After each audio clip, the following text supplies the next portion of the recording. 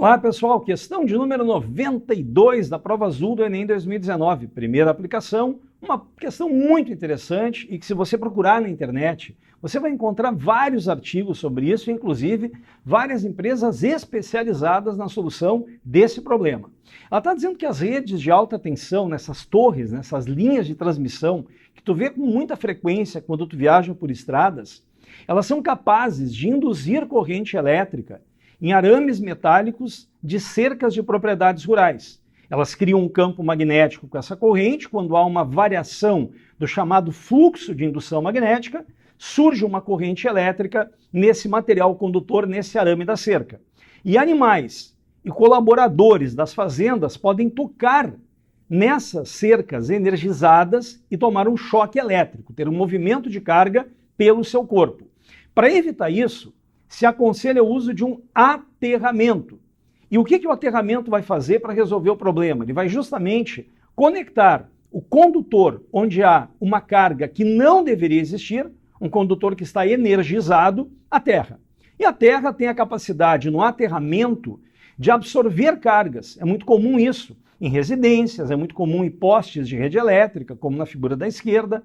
É muito comum isso, inclusive, em aviões e caminhões que carregam combustíveis. Então a Terra tem essa capacidade de absorver carga de algum condutor que esteja energizado.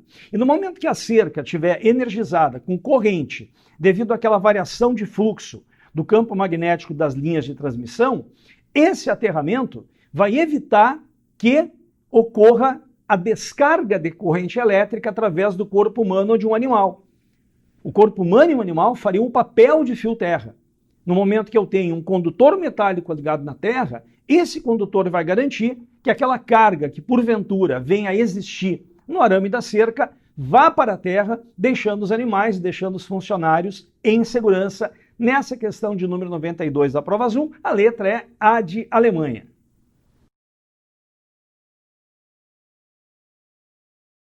A questão de número 94 da prova azul do Enem 2019 vai citar um jingle produzido pelo Hector Carinho lá na década de 50 e que se perpetuou por anos e foi usado como jingle de propaganda de roupas de inverno de uma grande loja de departamentos que existiu no Brasil ao longo de muitos anos. E esse jingle é exatamente o que tu vai ver agora. Quem bate? É o frio. Não adianta bater, eu não deixo você entrar. As casas pernambucanas é que vão aquecer o meu lar. Vou comprar flanelas, lãs e cobertores. Eu vou comprar nas casas pernambucanas e nem vou sentir o inverno passar. Casas pernambucanas, onde todos compram. O que acontece? Várias provas, não só o Enem, como provas de vestibular, já utilizaram a ideia de frio entrar ou calor sair. Muito cuidado com isso. O calor é a propagação de energia quando ocorre uma diferença de temperatura entre dois pontos. E essa diferença de temperatura entre dois pontos permite o fluxo de energia de onde está quente para onde está frio. Essa energia térmica em trânsito é a transferência de calor. Então ninguém tem calor. O que você tem é uma energia interna. Uma pessoa não tem calor, ela tem energia interna. O calor é uma energia em trânsito quando há uma diferença de temperatura. E o mais errado é dizer que o frio está entrando ou o frio está saindo. E aí é que o Enem utilizou de maneira muito feliz a ideia do jingle. Pessoal, quando você está com frio, você não está ganhando frio, você não está sendo atacado pelo frio. A sensação de frio é uma perda de calor mais intensa do teu corpo que está quente para o ambiente no entorno dele que está a menor temperatura. E quanto maior for essa diferença de temperatura entre o corpo e o ambiente externo, esse fluxo de calor é mais acentuado e a sensação de frio é maior. O que tu vai utilizar para evitar esse fluxo de calor do teu corpo para o ambiente externo é um material chamado de isolante térmico, como essa manta que está do meu lado. Porque nem todos os materiais vão fazer aquela propagação de calor da mesma maneira. Alguns vão propagar de maneira mais acentuada, são os chamados condutores térmicos, e alguns vão propagar de uma forma muito pouco acentuada, que são os chamados isolantes térmicos. Então, quando tu utiliza um cobertor, quando tu utiliza um casaco, quando tu utiliza um blusão, o que tu está utilizando é um material que vai amenizar ou evitar a perda de calor do teu corpo para o meio externo, que é a sensação de frio. Então, no momento que aquele fluxo de calor deixa de ocorrer do teu corpo para o meio externo, tu deixa de ter a sensação de frio. Então, o casaco está te isolando termicamente. E é por isso que nessa questão, a letra correta é a letra C de Canadá, que vai dizer que tu vai, com o cobertor que ele cita na propaganda, minimizar a perda de calor do corpo para o meio externo. Correta, letra C de Canadá.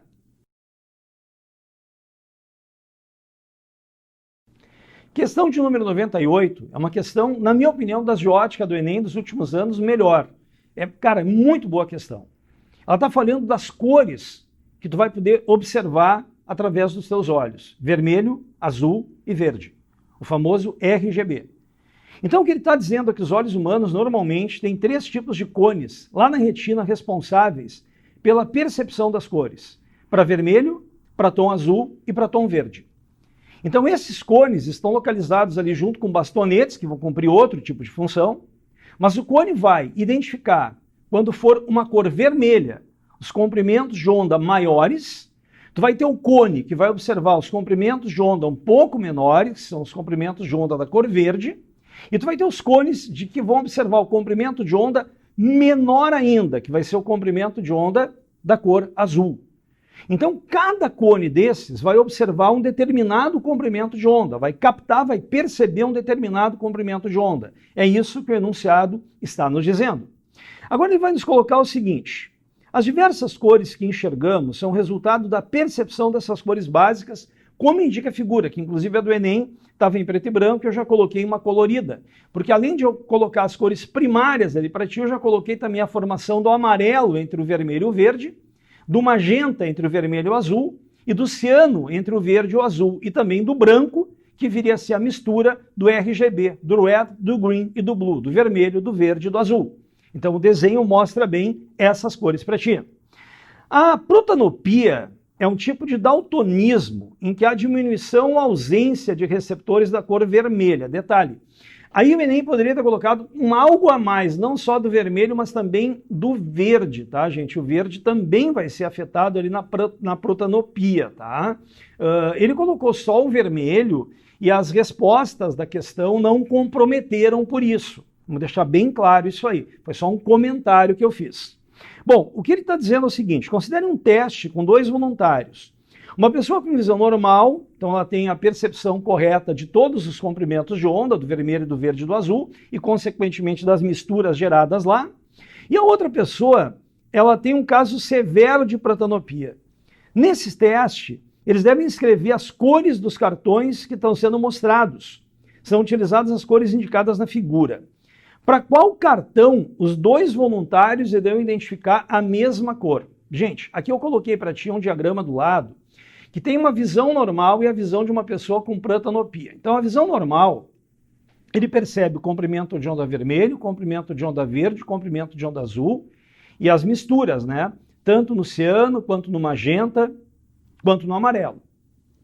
O sujeito com protanopia, ele não vai conseguir enxergar o vermelho, ele também vai ter uma dificuldade em enxergar o verde, e se ele tem essa dificuldade no vermelho e no verde, ele já não consegue perceber o quê? Não consegue perceber o amarelo, não consegue perceber direito o magenta e também não consegue perceber direito o ciano. Pode ver que nenhuma dessas cores estão aparecendo aqui no diagrama do cara com protanopia. Agora, a única cor que não vai ser afetada no bastonete dele, o comprimento de onda vai ser percebido, vai ser a cor azul.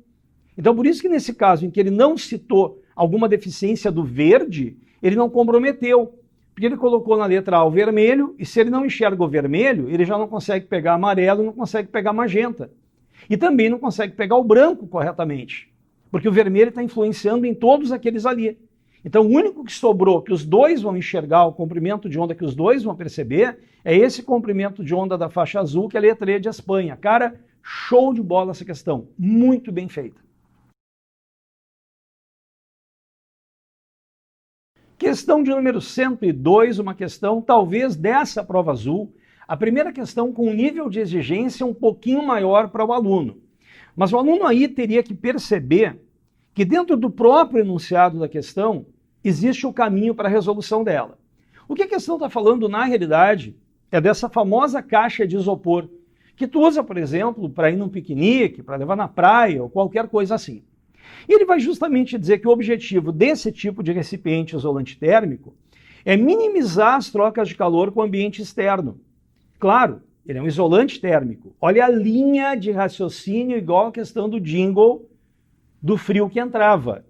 Aqui a prova seguindo a linha para trabalhar com a TRI, colocando questões de diferentes níveis do mesmo assunto. Olha a TRI aparecendo.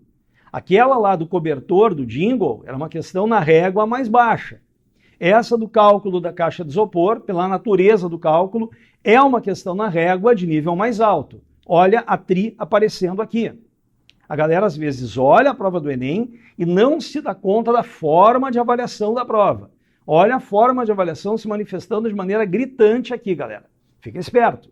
Então, essa caixa de isopor é um material isolante térmico. Ela vai amenizar fluxos de calor. Por isso que ela mantém coisas quentes ou geladas mais tempo dentro dela. Vamos dar uma olhada no enunciado. A troca de calor é proporcionada pela condutividade térmica, que é uma grandeza característica do material. O material pode ter alta condutividade ou baixa condutividade, aí tu vai classificar ele como um condutor de calor ou como um isolante térmico, no caso do cobertor, da questão do jingle. Avançando um pouco, ele ainda está dizendo que essa condutividade e a área interna das faces do recipiente, bem como a diferença de temperatura entre o que está dentro e o que está fora, os ambientes interno e externo, são fatores que vão, além da espessura da caixa, influenciar nessa transferência. E ele está dizendo que todos esses fatores são inversamente proporcionais ali à espessura da caixa. Então ele já deu o caminho para conseguir trabalhar. A fim de avaliar a qualidade de dois recipientes, ele deu ali as arestas, né, de uma caixa A e de uma caixa B, tem duas caixas diferentes, com faces de mesma espessura, isso é importante. O estudante compara a condutividade térmica Ka e Kb dos dois materiais. Para isso, ele suspende dentro de cada recipiente blocos de gelo a 0 grau idênticos, de modo que a superfície de contato seja apenas com ar. Ele pendurou dentro da caixa e não deixou o gelo tocar na parede da caixa. Após um certo intervalo de tempo, ele vai abrir os recipientes enquanto ambos ainda contêm um pouco de gelo e verifica que a massa de gelo que se fundiu no B foi o dobro daquela massa que se fundiu no A. Tu vê que o enunciado já é muito mais exigente, muito mais trabalhoso. Ele quer essa razão entre o Ka e o Kb. Bom, aqui a gente coloca então de novo para ti essa caixa de isopor e vai partir para essa análise. E ali eu fui, pessoal, bastante detalhista na minha resolução, até porque quando tu pausar o vídeo e for pegar a tua prova do Enem, que tu está conferindo agora, e for escrever nela, tu possa ir escrevendo, anotando e indo com calma. Então a gente foi super detalhista na resolução. Ele está colocando o seguinte, lendo a questão, a quantidade de calor é proporcional à condutividade, à área, à variação de temperatura e inversamente proporcional à espessura. Por isso que a leitura do enunciado, no início dele, era fundamental. O aluno alegou, cara, olha só, eu teria que lembrar a fórmula da condutividade. Não. Ele te deu as relações de proporção e tu consegue trabalhar bem com elas. Então isso é o que mais interessa para nós. A questão também está indicando que a variação de temperatura entre o interior da caixa e o exterior é a mesma. E a espessura das caixas é a mesma. Então, se eu vou ter a mesma variação de temperatura e a espessura das caixas é igual, eu posso anular tanto a minha ΔT quanto a minha E. Então, elas estão fora. Vai sobrar para você só a quantidade de calor proporcional à condutividade e à área. Já começou a melhorar. E aí vem a grande jogada que eu brinquei contigo ali em cima, que eu chamei do grande pulo do gato da questão, onde ele diz que a massa fundida em B é o dobro da massa fundida em A. Aqui sim, o cara teria que lembrar de um pouquinho de calorimetria, que a quantidade de calor latente, aquela quantidade de calor que o gelo vai absorver para derreter, é o produto da massa e do calor latente no caso de fusão. E como é o mesmo calor latente de fusão, afinal de contas tem gelo nos dois recipientes, Se eu tenho a massa fundida em B, o dobro da massa fundida em A, a quantidade de calor absorvida pelo gelo em B foi o dobro da quantidade de calor absorvida em A. Essa informação é a informação que o aluno teria que saber. As outras, o enunciado está dando. A relação de proporção o enunciado deu. Quem é igual nas duas caixas, o enunciado deu e eu cortei. Quer dizer, eu vim seguindo, lendo o enunciado até aqui. Isso no Enem é fundamental. E a única informação que eu tinha que saber era que a quantidade de calor para o mesmo material que é o gelo iria ser o dobro para quem tem o dobro da massa. Cara, muito tranquila de fazer se o cara seguir essa linha. Se não seguir, se não ler direito a questão, ele vai ter problema nela. Agora, não esqueça, a caixa troca calor por todas as 6 faces. Isso é importante. Então nós temos 6 áreas de trocas retangulares. Esse é outro ponto que na questão, na minha opinião, deixa ela bastante difícil. Porque no momento que eu vou dizer que o calor do B é o dobro do A, eu vou abrir. KB vezes área B é o dobro de K vezes área A. E a grande sacanagem é a área. Porque eu preciso fazer 2 vezes a área de 40 por 40, 2 vezes 40 por 60, 2 vezes 40 por 60, que é o que eu fiz aqui. E a mesma coisa aqui, só que aqui é um pouquinho mais fácil, porque todas as faces são iguais a 40. Então eu teria 6 faces iguais de 40 por 40. Isso é um fator também que torna a questão bem de pico na régua da teoria de resposta ao item. Fazendo esse cálculo, anulando os zeros da questão, a gente chega num Ka sobre Kb de 0,67. Um númerozinho também um pouquinho chato de calcular. Mas sem dúvida, até agora, é a questão que fica mais no topo da régua da tri, sem a menor dúvida. E aí a grande sacada. Acerto a do cobertor, para que se eu acertar essa, eu ganhe toda a pontuação da questão. Porque se eu errar do cobertor, eu errei uma questão da mesma matéria mais fácil. E aí se eu acertar essa aqui, eu já ganho uma pontuação menor. Então, acertei a do cobertor, acertei essa, eu ganho a pontuação integral dela, e isso é bem importante quando a gente trabalha a teoria de resposta ao item. Questão de número 106, a questão que fala do slackline. Tem caras que praticam, tem caras que numa praça ficam olhando, tem cara que olha vídeo no YouTube.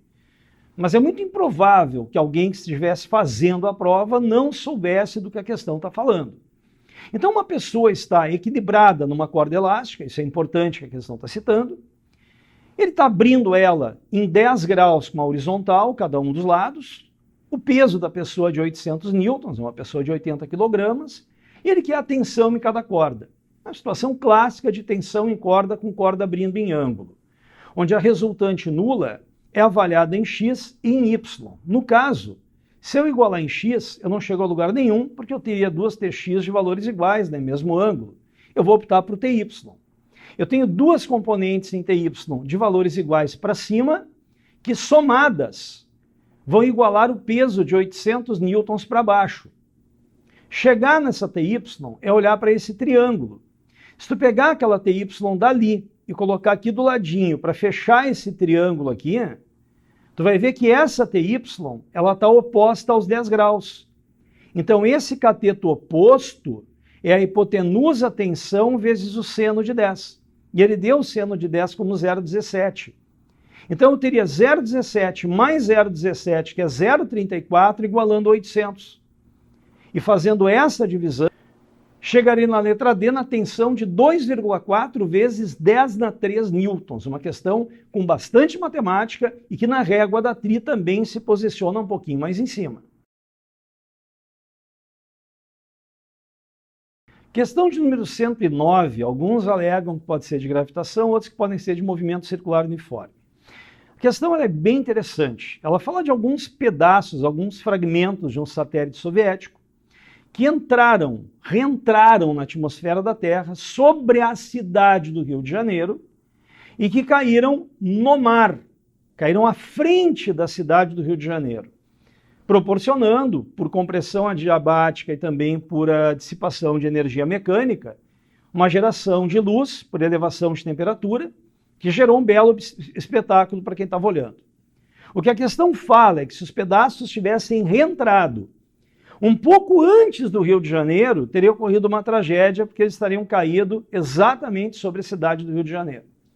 Por que que isso ocorreu? Por que que eles entraram sobre a cidade do Rio de Janeiro? E por que que eles caíram à frente da cidade do Rio de Janeiro? Porque eles giravam no mesmo sentido que a cidade do Rio de Janeiro no planeta, e porque eles tinham uma velocidade maior do que a do Rio de Janeiro, letra B de Brasil. Porque se ele entra sobre o Rio de Janeiro e tem a mesma velocidade, ele vai girando junto com o Rio de Janeiro e cai em cima do Rio de Janeiro.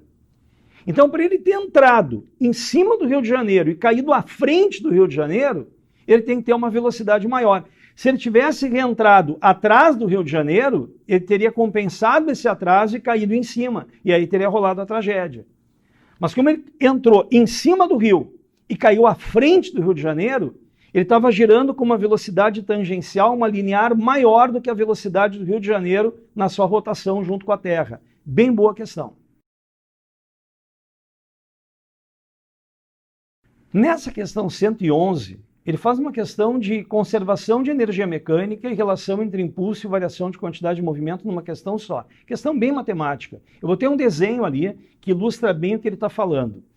Numa obra de construção civil é fundamental o uso de EPI, né, equipamento de proteção individual, como capacete. A queda de um tijolo de massa 2,5 kg numa altura de 5 metros tem um impacto contra o capacete que pode durar até meio segundo, quando o tijolo chegar e bater no capacete. Bom, o que ele está colocando para nós é o seguinte, ele vai resultar numa força impulsiva média maior do que o peso do tijolo. A gravidade é 10, ele despreza a resistência do ar, justamente para tu poder fazer uma conservação de energia mecânica. A força impulsiva média gerada pelo impacto equivale ao peso de quantos tijolos? Bom, o que eu preciso fazer? Como ele me dá um tempo de contato do tijolo com o capacete e fala em massa e velocidade, eu sei que eu vou trabalhar com a relação do impulso e da variação da quantidade de movimento, mas o que vai ficar faltando é a velocidade com que o tijolo chega no capacete. E aí eu vou me valer de conservação de energia. Eu faço o mgh que o tijolo tem no início da queda, igual a um mv ao quadrado sobre 2 que ele vai ter na chegada da queda.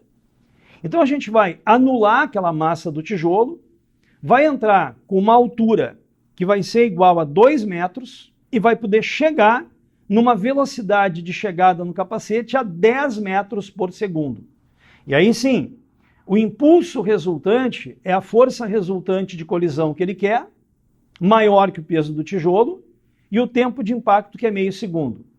A massa, que vai ser de 2,5 kg do teu tijolo, a velocidade de chegada, que é uma velocidade de 0, porque tu vai bater no tijolo, o tijolo vai parar, perfeito? E a velocidade inicial, que vai ser uma velocidade de 10. Então ele chega no tijolo com 0 e para, e teve uma chegada de inicial de 10. Tem 10, bate no tijolo e para.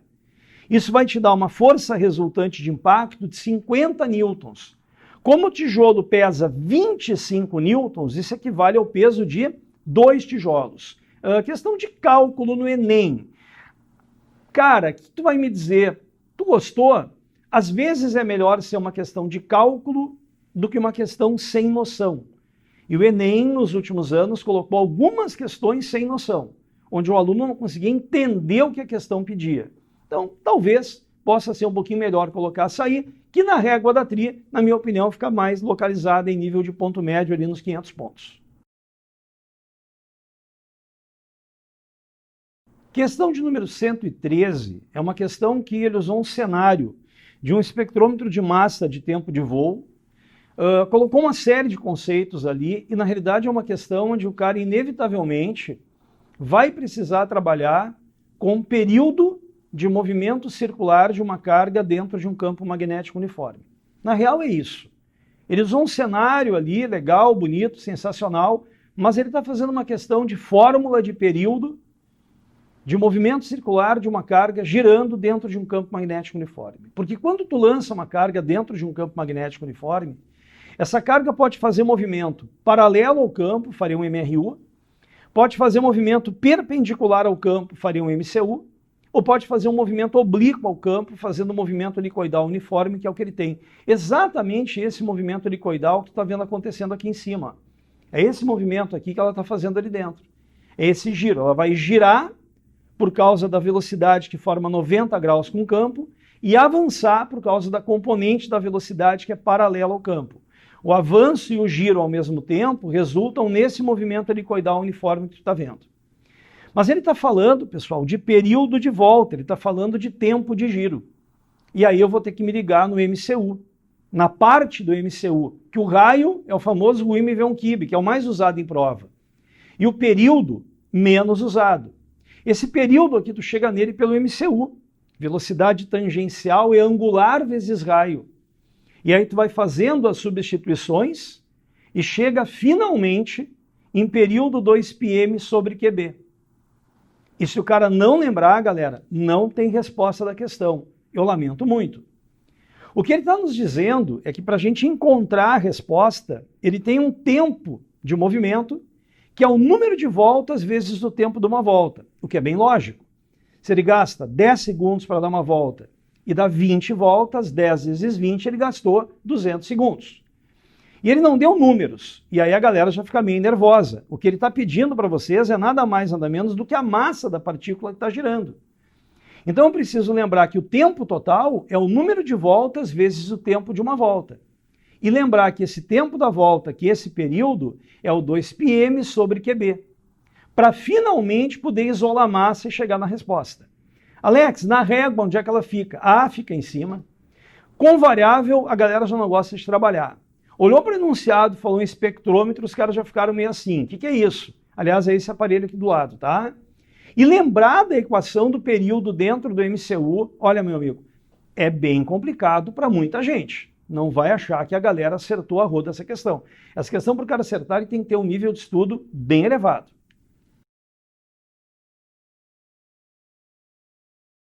Questão 117, uma questão de calorimetria bem feita. Ele está dizendo que uma professora utilizou numa aula experimental de calorimetria a queima de 2,5 gramas de castanhas de caju para aquecer 350 gramas de água. Essa água estava a 20 graus, ele quer saber a que temperatura final essa água vai chegar, despreza perdas de calor, considera o calor específico da água 1 caloria por grama grau Celsius, regulando todas as unidades que vão ser usadas aqui, grama direitinho, caloria no calor. Agora, na tabela, ele está me dando a quantidade de calor que eu vou liberar, o valor energético, para 10 gramas, 2 castanhas. Ela está usando 2,5 gramas de castanha. Então, se para 10 gramas de queima eu tenho 70, para as 2,5 gramas eu tenho 1/4, né? Então eu vou ter 17.500 calorias. E aí vem um lance que se o cara não lê a questão direito, ele embarca. Ela só usa 50% dessa energia, então por isso que eu multiplico por 0,5. Aqui eu tenho o calor que a professora ganhou na queima da castanha.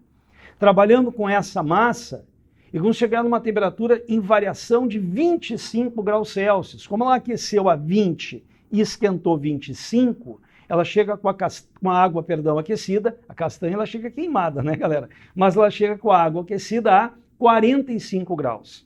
Então, pontos importantes da questão. A tabela, ele te dá o calor de 10 gramas e a professora usou 2,5 gramas. E ela usa só 50% da queima para esquentar a água. Então tem que multiplicar aquele 17.500 por 0,5.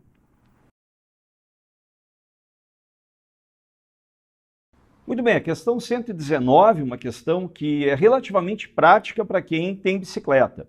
E principalmente para que quem, ao encher o pneu da bicicleta, seja com uma bomba, ou seja num posto de gasolina, observa que quanto mais ar coloca dentro do pneu, entenda-se, maior pressão no interior do pneu, ao sentar sobre a bicicleta, ao submeter o pneu a um esforço, esse pneu deforma menos. Ele está dizendo que dois amigos se encontram num posto de gasolina para calibrar o pneu das bicicletas.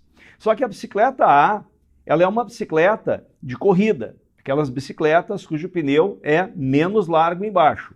E a bicicleta B é uma bicicleta de passeio, aquelas bicicletas onde o pneu é mais largo embaixo.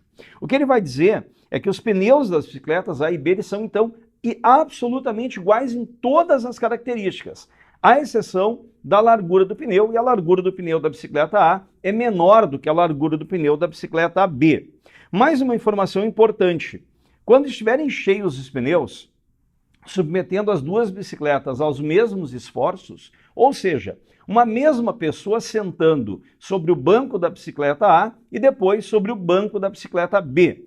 Verifica-se então que nesse mesmo esforço, o pneu da bicicleta A deformou muito menos do que o pneu da bicicleta B.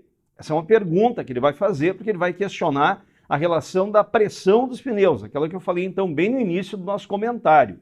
Ele ainda vai dizer que a massa de ar no interior dos pneus é diretamente proporcional ao volume. Tem um pouquinho de matemática, né? Uma relação de proporção direta. Então, aquela bicicleta que tiver o maior volume de ar no interior dela vai ter a maior massa de ar no interior. Mas, para tu enxergar, caso tu não tenha visualizado, a bicicleta A é aquela da esquerda, né, com o pneu menos largo, e a bicicleta B é essa aqui, ó, da direita, com o pneu mais largo. E ele sentou a mesma pessoa, o mesmo esforço nas duas bicicletas e verificou que nesse pneu da bicicleta A deformação foi bem menor. Significa o quê? Que a pressão de ar dentro desse pneu é maior, porque ao mesmo esforço ela deformou menos. Agora, qual dos dois pneus é mais volumoso? Eu até peguei a imagem aqui emprestada para a gente poder enxergar isso, né? Se eu tenho as mesmas características de pneu, a mesma altura, tudo igual, à exceção da largura, esse pneu B, ele é o pneu que tem mais volume de ar. Consequentemente, segundo o enunciado, ele terá a maior massa de ar, confirmando aí a alternativa B de Brasil. Bem interessante a questãozinha.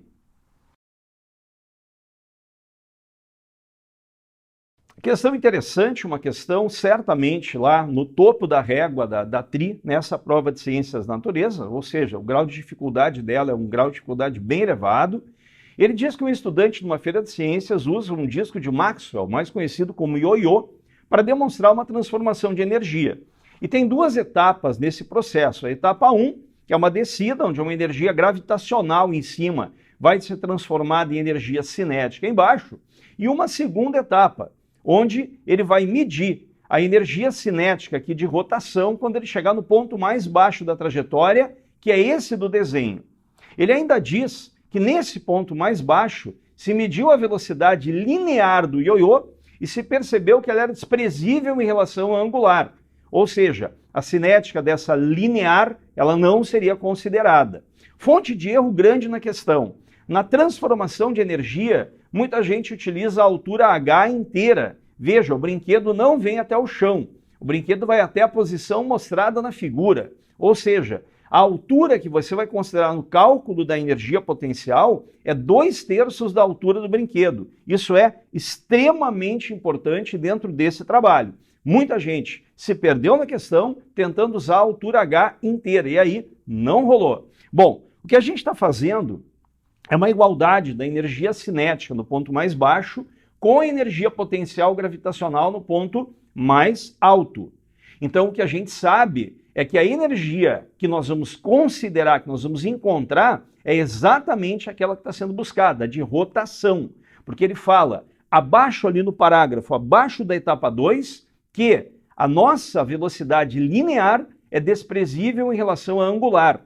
Então a gente considera que toda a potencial gravitacional daqueles 2/3 de H vão ser transformados aqui embaixo numa cinética de rotação. Então a gente vai fazer o MGH daquele ponto mais alto, lembrando que a altura que ele vai considerar é 2/3 dessa altura do brinquedo. Não a altura do brinquedo inteira, porque o ioiô, repito, de novo, hein, não vem até o chão. Ele vem até 2/3 de H. Então, a altura considerada é 2/3 da altura do brinquedo. Isso te leva aí na letra B de Brasil a 8,2 vezes 10 na menos 2 joules. Fora a matemática, com a potência de 10, que também é uma pitadinha de dificuldade para aquele aluno que já não curte muito esse tipo de cálculo. Questão de número 126, uma questão clássica de circuito elétrico, questão clássica inclusive de vestibular. Eu acho que é uma pequena crítica aí, né? Que o Enem teria outras questões de eletrodinâmica para colocar na prova, talvez com o mesmo nível de dificuldade, um pouco mais práticas, né? Envolvendo, por exemplo, o consumo de energia elétrica numa casa, trabalhando em percentuais, quem sabe, de aproveitamento de energia, uma situação mais cotidiana. Eu acho que aqui a questão ela ficou bem matemática, assim, uma pequena crítica a essa prova do Enem, né, nessa questãozinha. Ele fala que numa residência tem um cabo mal dimensionado, ali com uma resistência de 10 ohms, que vai conectar aquela fonte de tensão de 120 volts com a casa, onde tem 5 lâmpadas ligadas em paralelo, né? Ali a gente tem o número de lâmpadas no desenho representado, e também uma situação onde a gente considera que tem uma TV de resistência 50 ohms. Bom, a grande questão é a seguinte: a televisão funciona apenas com tensões entre 90 e 130. Abaixo de 90 ela não liga, acima de 130 ela vai ter um risco de queima, inclusive, tudo bem? Então tem que estar entre 90 e 130. A pergunta dele é: qual é o máximo número de lâmpadas que ele pode ligar nessa situação? Então todas desligadas, ele vai ligar uma por uma, para que ele tenha a televisão sem parar de funcionar. Isso é importante. Se ele tivesse dito a televisão sem queimar, a nossa situação mudaria completamente. Porque se a televisão deixa de funcionar, supõe-se que ela estaria com uma tensão abaixo de 90 volts. Se ele me disse sem ela queimar, aí eu trabalharia ela com uma tensão máxima de 130 volts. Então o nosso procedimento é dividido em 3 partes. A primeira parte, a gente vai na televisão e encontra qual é a corrente elétrica que passa nela, nessa situação onde ela está recebendo 90 volts, a menor voltagem possível. Com esses 90 volts e a resistência de 50 ohms, a gente está encontrando 1,8 amperes de corrente passando na TV. O próximo passo é trabalhar com a nossa resistência de 10 ohms do fio mal dimensionado. Afinal de contas, o que eu sei? Que se no paralelo vem 90 volts, lá como a minha tensão total é 120, e o 10 está em série com o paralelo, ele pega 30 do 120, o paralelo, os outros 90. Com essa minha voltagem de 30 e a minha resistência de 10, eu encontro que a corrente total do circuito é 3. Bom, se a corrente total do circuito é 3 e a televisão vai pegar 1,8 desses 3 que entram no paralelo, para o paralelo de lâmpada sobra 1,2 amperes. E aí a gente vai trabalhar agora nas lâmpadas. As lâmpadas estão recebendo os 90 volts do paralelo, várias lâmpadas iguais em paralelo, ó, a resistência de cada uma 200 dividido pelo número de lâmpadas, e aqui 1,2 amperes. Isso nos leva a 2,67 lâmpadas, arredonda para menos, tá? Se arredondar para mais, aí tu não vai conseguir a voltagem que tu precisa de 90 na tua lâmpada. Então são 2 lâmpadas ali no máximo que tu pode ligar para a televisão não deixar de funcionar. Uma questão bem clássica, com bastante cálculo. Eu não curti muito essa questão dentro da prova do Enem, insisto, teriam situações mais práticas de consumo de energia elétrica, por exemplo, numa casa, que substituiriam bem essa questão. Questão 131, ele traz uma situação prática, né? Uma situação na agricultura, em técnicas de precisão. A gente utiliza algumas como a técnica agrícola que considera a particularidade local do solo ou lavoura a fim de otimizar o uso de recursos.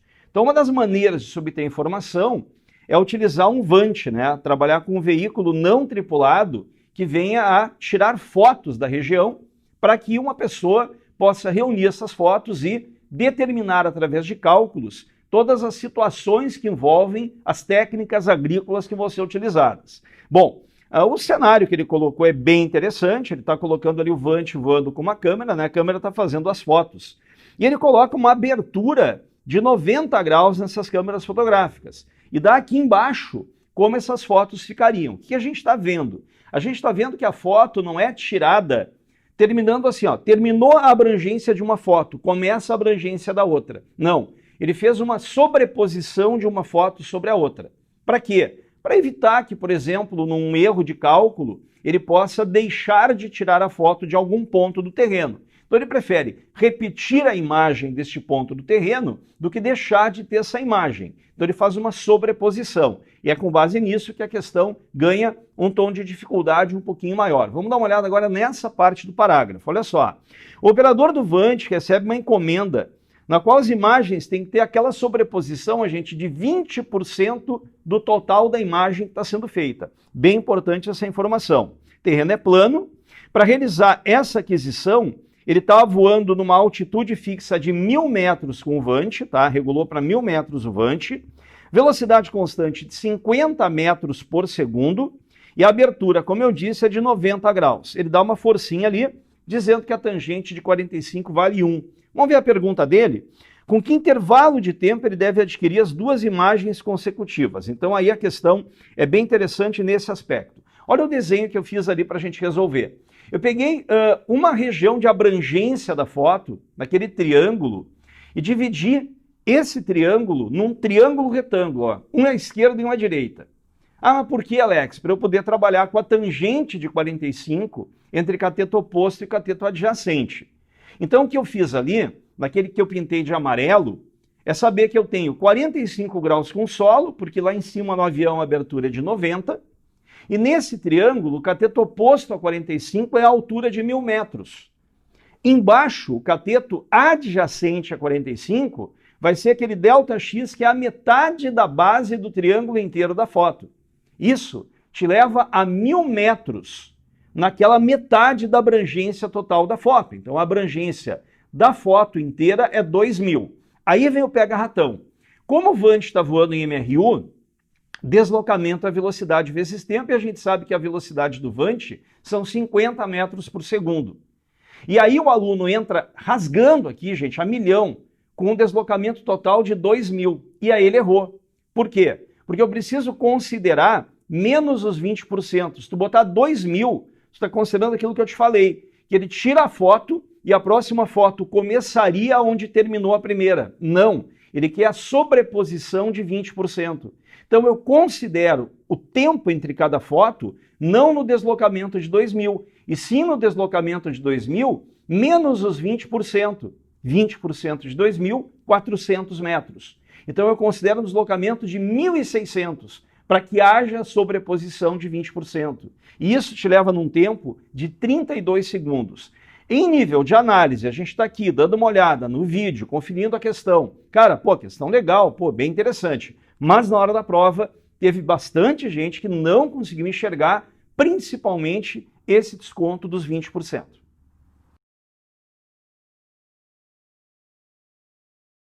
Questão 132, falando do povo Moken, lá na região da Tailândia, e da acuidade visual que eles têm embaixo da água, né? A capacidade que eles têm de distinguir contornos e capacidades espaciais dos objetos.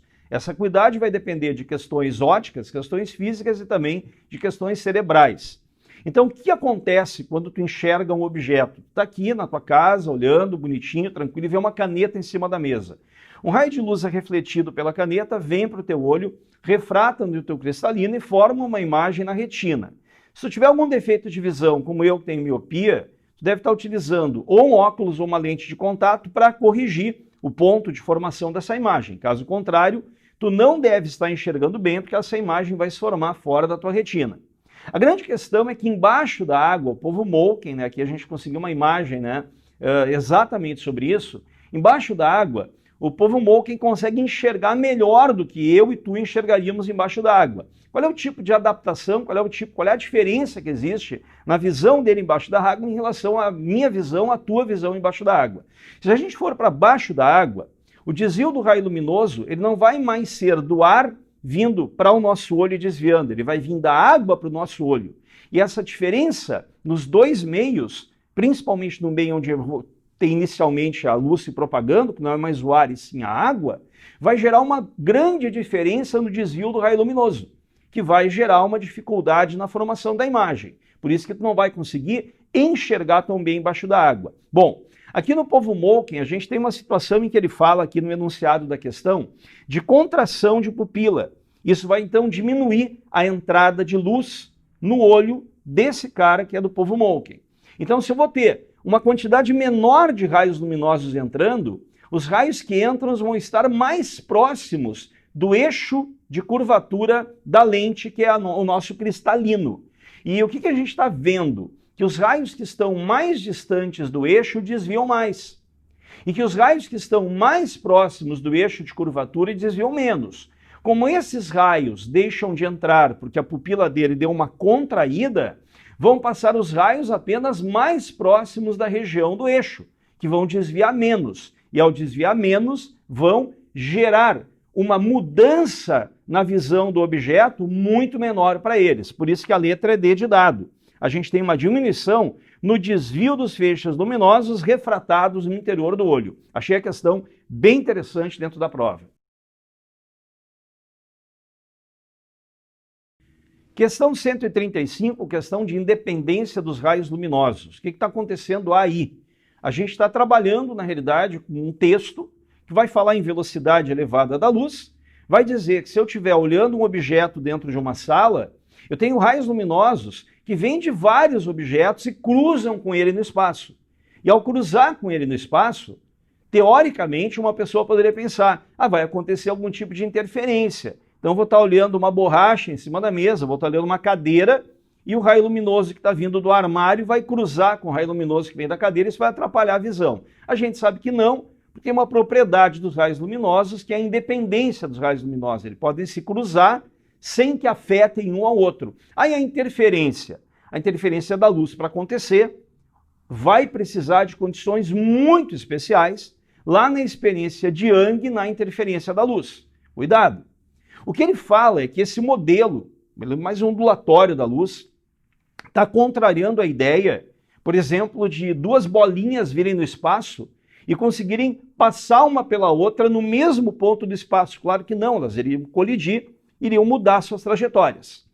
Ele está perguntando qual é o modelo que está sendo confrontado com a independência dos raios luminosos. A gente sabe que lá na física moderna existe o caráter ondulatório da luz e o caráter corpuscular, aquele que o Einstein falou. E na letra C de Canadá, ele está justamente falando que o modelo corpuscular defendido pelo Newton, que descreve a luz como um feixe de partículas, está sendo violado. E por que eu citei o Einstein? Porque o que o Newton defendia não é o que o Einstein defende. O Newton defendia que a luz era partícula mesmo.